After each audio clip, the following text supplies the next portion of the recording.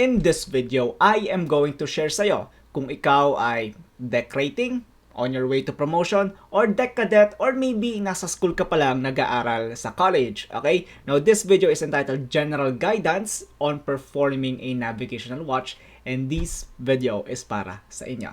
Okay, so pagsampa mo ng barko, kahit papano meron kang idea. Okay, during, 'di ba, ang mga tao nasa loob pa ng mga bahay, natututo ka. Okay? Let's get started. Okay? General guidance on performing a navigational watch. Okay, this is the technical details. Okay?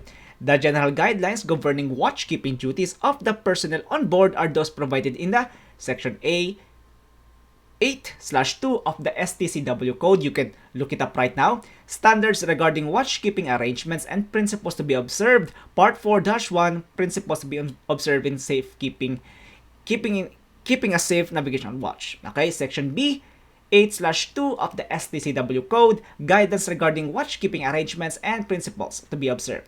In complying with the instruction given in this manual, okay, always ensure that the minimum statutory standards stated in SOLAS STCW are complied with.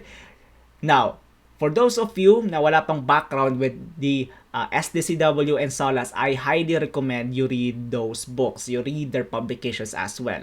Okay? Para kahit papano, kapag ikaw na yung duty official, okay, aakto ka na, kahit papano, less na yung kaba mo. Kakabahan ka pa rin sa unang akto mo, kakabahan ka pa rin kapag, di ba, nasa gitna ka na ng watch mo, pero less na yung kaba. On a scale of 1 to 10, it's a 6, not a 10. Okay? The recommendations in STCW as well as in the other publications referred in the references at the beginning of this manual are taken into account during watch keeping. Okay, let's fast forward. Okay, duties during the watch. The officer on watch should make regular checks to ensure that number 1, the helmsman or the automatic pilot is steering po yung correct na course. Okay, so hindi ka, di ba, pwedeng mag-rely basta-basta sa equipment mo. Kasi mamaya, baka nagmamalfunction na yan. Baka mamaya, you are steering the wrong course. Yung autopilot mo is steering the wrong course. Check your autopilot. Check your compasses. Okay? Check your compass errors. Okay? Check everything to make sure that you are still steering the correct course if you are performing your navigational watch. Okay? And also, okay, remind lang din natin na ang helmsman mo rin as well, in case na meron kang helmsman, ha? Remind mo rin yung helmsman mo or yung watchman mo, okay, together inside the bridge na, dude, kailangan gising ka. Baka mamaya nakatulog ka na dyan. Okay? So again, that's my side. Okay? That's the company policy side. Okay? The standard compass error, again, nabanggit ko nga kanina, the standard compass error is determined at least once a watch and when possible after any major alteration of course. Okay? Depende po sa inyo, pwedeng once a watch or pwedeng pagka-alter ninyo ng kurso ng inyong barko. Okay? In our case, kahit mag-change kami ng course, basta at least once a watch lang, once a watch kay third mate, kay second mate, kay chief mate, that's it. That's enough. Okay? Fixing the ship's position. The officer on watch must use more than one method to fix the ship's position. Pwedeng GPS position, pwedeng 3 bearings, okay, 3 fixed position, pwedeng ganyan, or 2-point fixed position, up to you. Okay? Cross-checks position fixes using independent sources of information. Again, connected din sa nabanggit ko kanina. Next page tayo. Uses visual navigational aids to support electronic position fixing methods such as GPS as primary means of position fixing. Kailangan po meron ka rin visual navigation aids. Pwedeng boya, okay? Pwedeng lighthouse, pwedeng may landmark. Yan, pwede yan. Positions should be obtained at regular intervals, hourly. Pwede rin naman by let's just say 15 minutes, depende kung talagang nagnanabiga kayo sa lugar na talagang heavy traffic. These intervals depending on circumstances and the ship speed in such a way that the ships cannot run into danger during the interval between the fixes. Again, okay? You should fix your position pero, 'di ba? Just make sure na your ship is not running into danger. Simple, okay?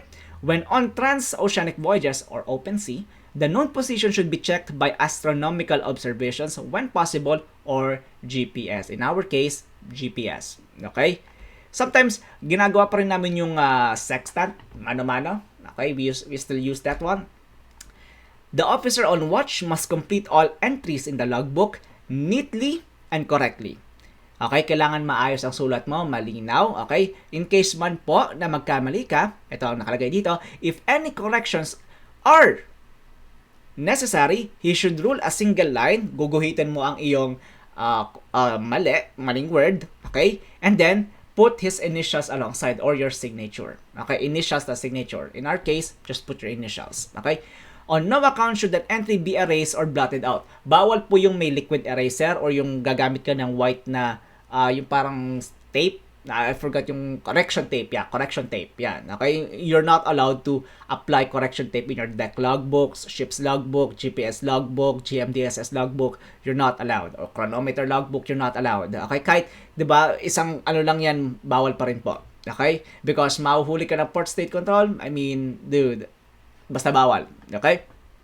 The entry should include all normal watchkeeping details. For example, halimbawa, okay, na pwede mong ilagay sa GPS logbook or sa maneuvering logbook. Okay? Or sa deck logbook. Any alteration of course, ayan, okay, susulat mo yan, bearings or distance from a fixed point or latitude and longitude in ocean waters. Ilalog mo sa iyong deck logbook, sa iyong GPS logbook, sa iyong maneuvering ships, maneuvering logbook, yung ginawa ninyong alteration of course. Okay? Or bearings or distance from a fixed point. Weather conditions with direction and force of wind. Okay, Beaufort force 1, Beaufort force 2. Ano ba yan? Okay? State of sea and swell. Okay, long swell, diba? Okay ba? Rough sea, o tough sea, calm sea. Okay, meron ka namang scale. Pagsamba mo ng barko. Yun yung magiging reference point mo. Okay? Now, in this channel, I'm gonna be focusing then on how to properly enter details sa iyong deck logbook, which I would be uploading in another video. Okay? So, stay tuned. Okay?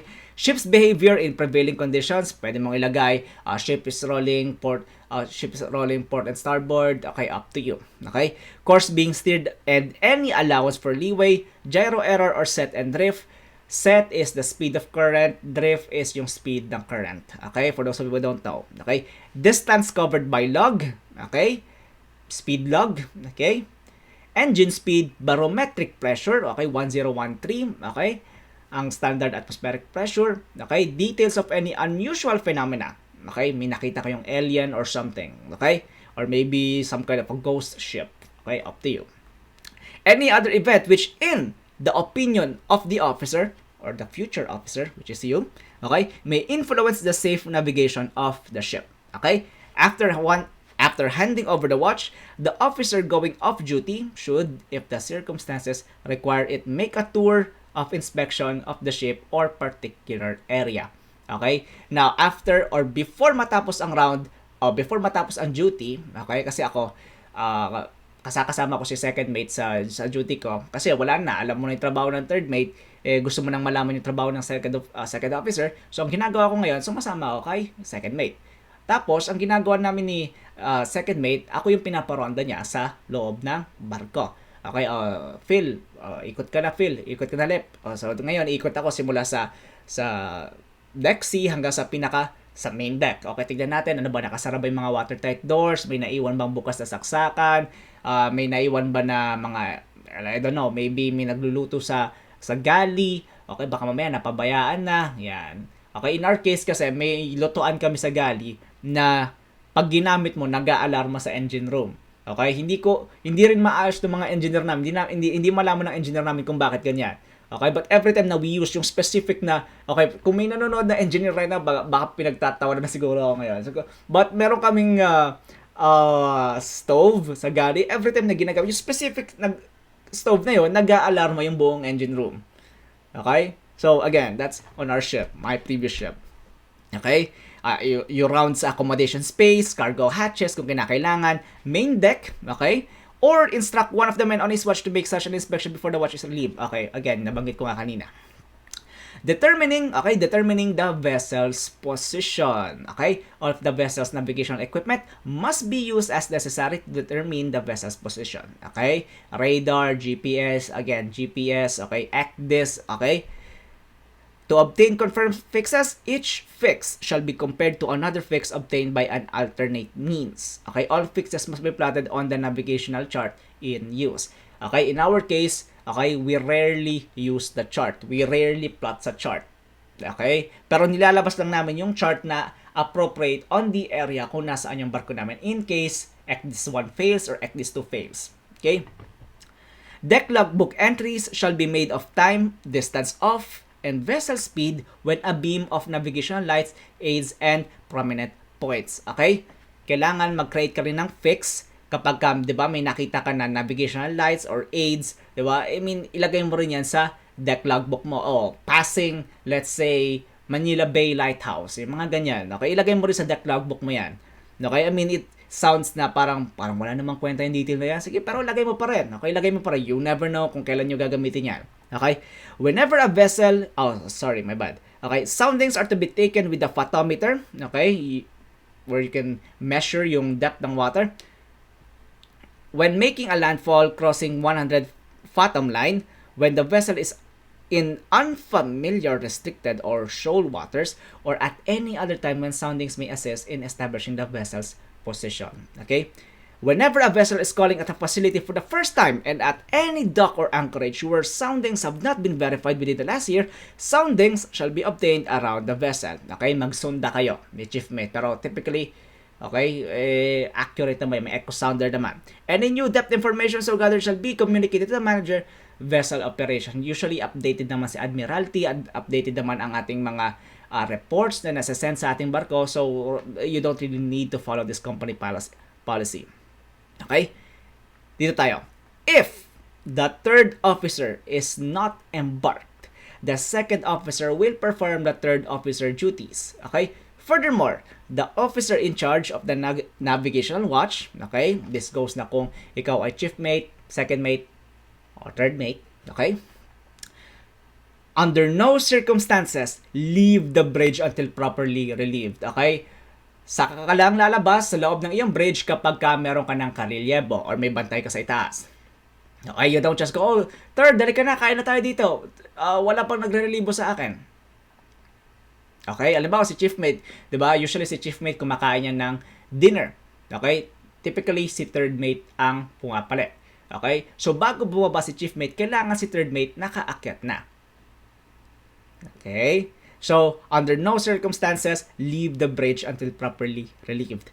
Number 2 is notify the master if in any doubt as to what action to take in the interest of safety. Typically, kapag kaalanganin ka sa maniobrada mo, alanganin ka sa galaw ng kabilang barko, you call your master. Pero, alam nyo today, I mean, you have a lot of aids, you don't really need to call your master. Pero in case lang talaga, okay? May nag-malfunction na equipment, may nag-malfunction sa engine room, you call your master, okay? Okay din na kaya mo mag-isa, pero wag magmamagaling, okay? Next page.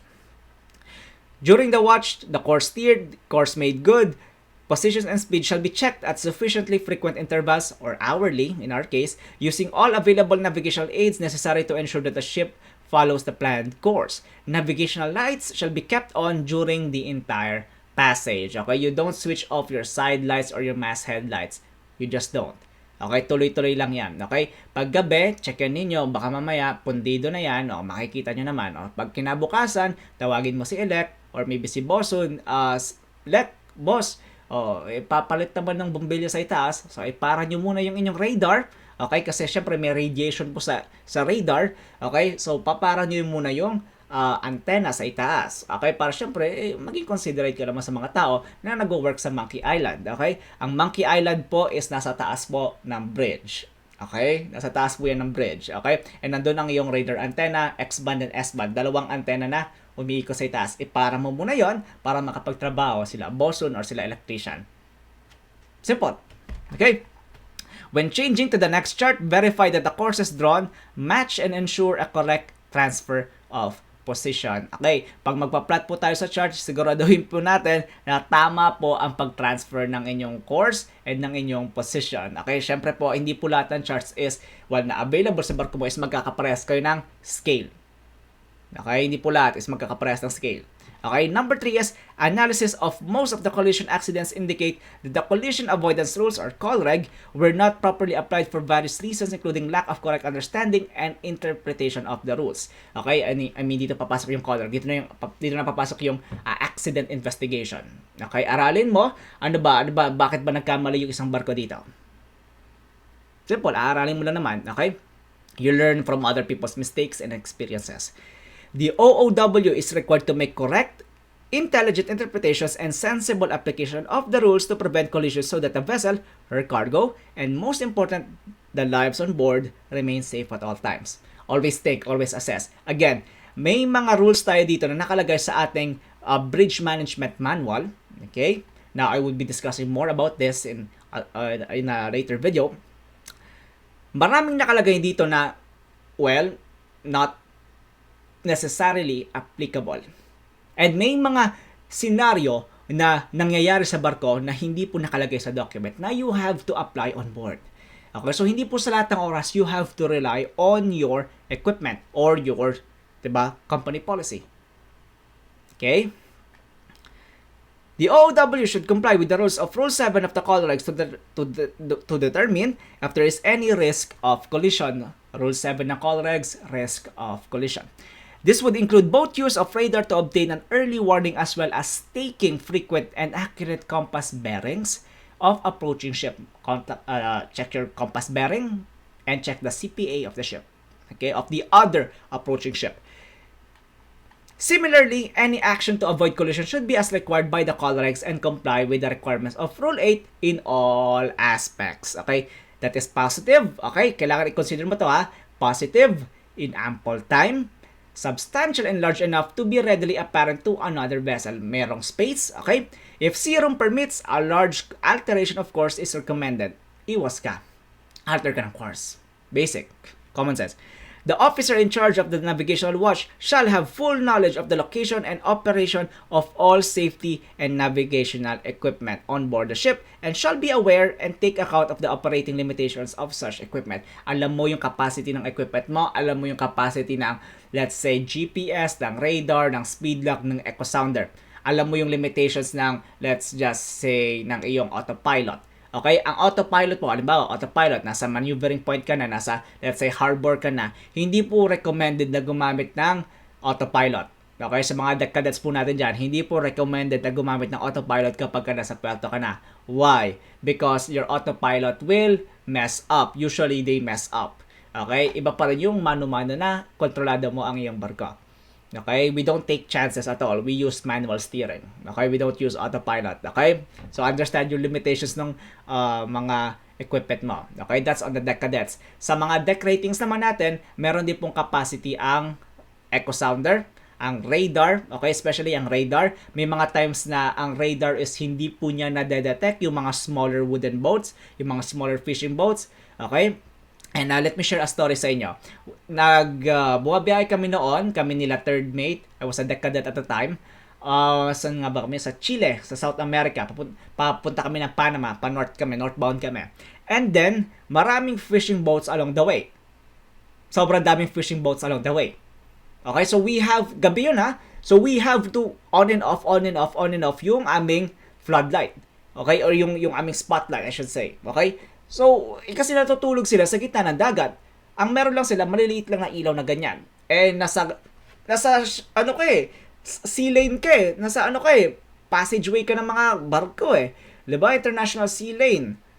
So, nakaharang ka, so bubusinahan ka namin. Or, in our case, syempre, nahiya naman kami sa kapitan namin. Ang bridge po, tsaka yung kwarto ni kapitan is nasa ilalim lang. So, ang ginawa namin, inilawan lang namin.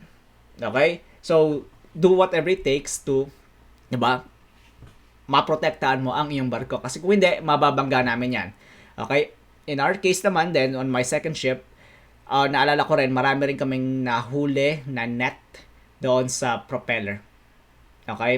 Nung palinis kami ng ilalim namin, pag ang isang barko is 15 days na pong naka-angkla, okay?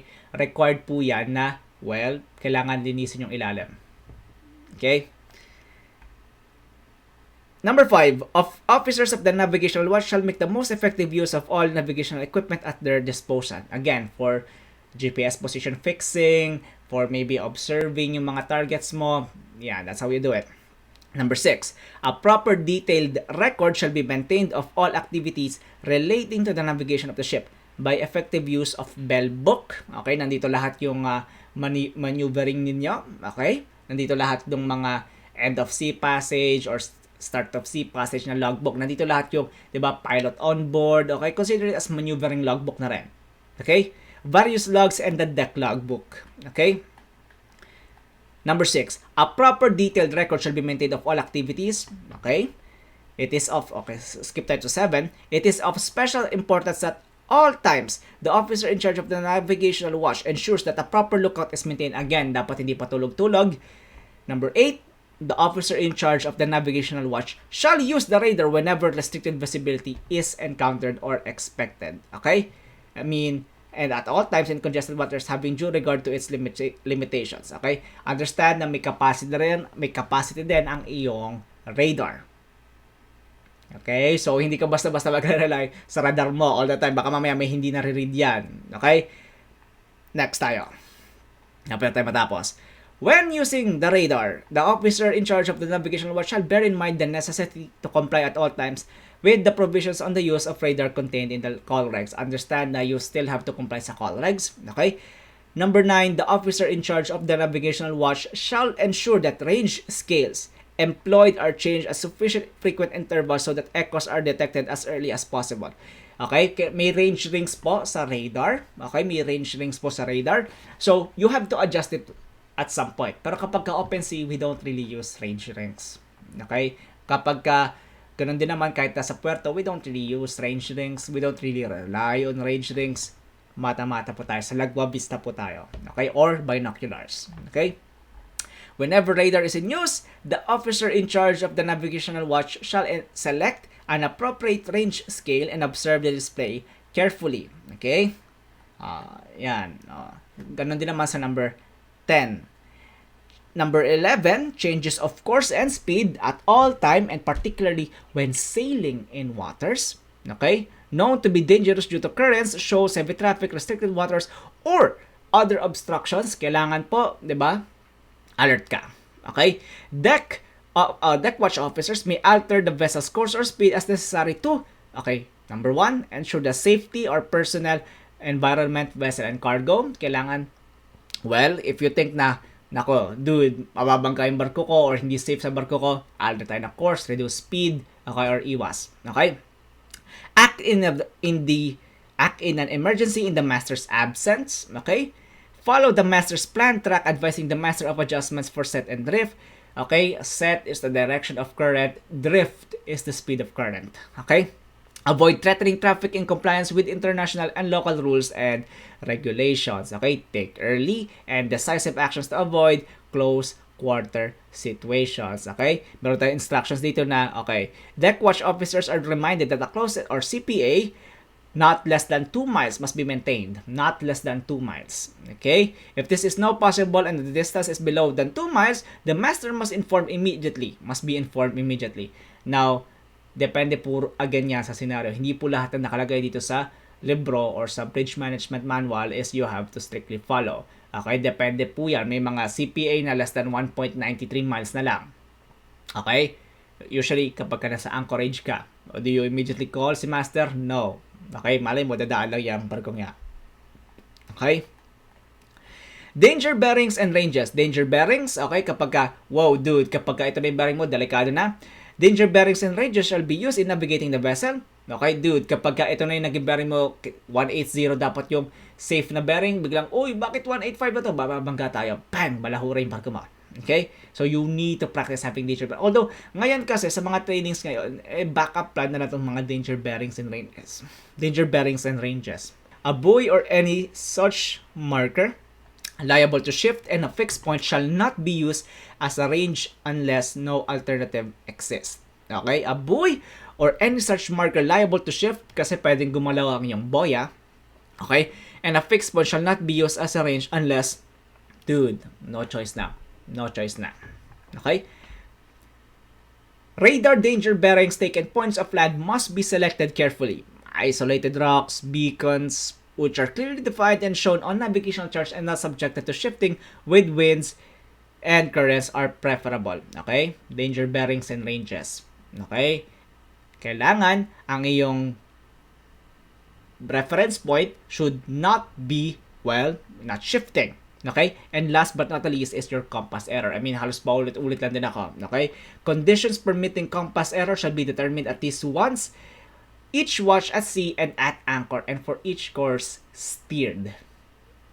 Okay? Again, duty ni chief mate, duty ni second mate, duty ni third mate. Kailangan malalaman ang iyong compass error. Okay? So again, these are your duties during your navigational watch. Okay? So again, I know pwede pa itong madagdagan and pwede pa po itong ma-update pagsampa nyo ng barko. Pero at least, kahit papano, may natutunan ka bilang isang third officer or future third officer. So yung kaba mo ngayon, okay, instead of, on a scale of 1 to 10, instead of a 10, kahit papano, mga 6 or maybe 5. Okay? You can backtrack it, screenshot this, up to you. Okay? Pero at least, 'di ba, natuto ka ngayong araw na ito. Hope you've learned something new. Be happy, and most importantly, to God be all the glory. Ingat kayo and keep safe.